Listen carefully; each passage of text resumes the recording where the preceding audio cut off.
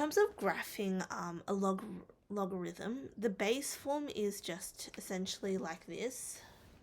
So you have an asymptote at x equals 0, and then you have 1 equaling to here. This is the transformed one. So you can have any base, but the most important thing is that you recognize where the asymptote is, and you recognize on which side of the asymptote it is. So there can be a negative there, or can be a negative there, right? And if we kind of consider what happens, if we have this being negative, right? So we have a reflection in the x-axis. What happens instead is, so if we originally had this, we'll now have a graph that looks like that instead. So that's what's going to happen eventually, and that's what it's kind of going to look like there. Alright, so then what if we tried to reflect it here? So what if we had a negative in front of here? Now, instead of looking like this, our graph is now going to look like this, because now all the negative inputs are going to be the inputs which are used, and only the negative inputs can be used, right? Because if we have a negative and a negative, that makes a positive, so that's the only inputs that can be used there. So this is if we had a negative x, and this is if we had a negative a. The d doesn't really make that much of a difference overall, really, but I guess if you have a d, you no longer have that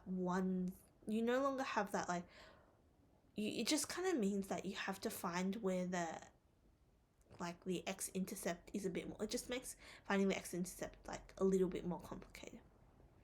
Cool.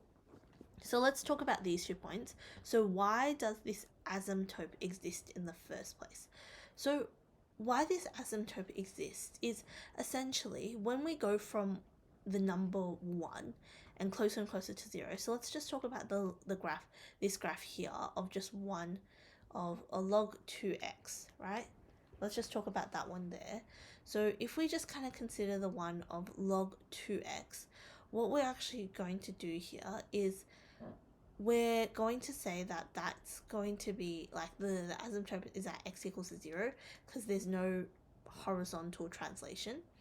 And essentially when we get closer and closer, so when we come from 1 and get closer and closer to 0, right? So let's say we have log 2 a half and log 2 1/4, right? So if we compare those two, this is going to be -1 versus this is going to be -2. Let's kind of put that to extreme, and now let's go log 2 1 over 1204, which is actually -10, right? So what we're doing is we can see as we're getting more fractional, we are actually getting more and more negative. And eventually we will reach a fraction which is so small that we will approach this asymptote, right? But there is never going to be a level where this stops. So therefore we have an asymptote rather than it crossing a point. Because if we tried for log 2 0, right? What that would mean is 2 to the power of something is going to be 0. And we can say that's going to be negative infinity, right? Because 2 to the power of negative infinity will mean 2 to the power of infinity, which means that this will eventually reach such a big number that the top part doesn't matter.